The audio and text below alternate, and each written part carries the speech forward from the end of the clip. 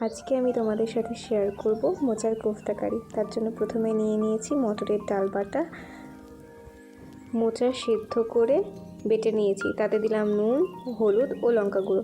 এবার ভালো মতো মাখিয়ে নেব। মাখানো হয়ে গেলে এরকম বড়ার আকারে গড়ে নেব। কড়াইয়ে তেল দিয়ে দিয়েছি, এবার এই বড়াগুলো ভালো করে ভেজে নেব।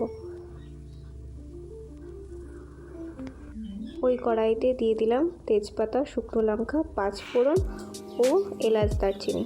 এবার সেদ্ধ করে রাখা আলুগুলো দিয়ে নেড়ে নিলাম।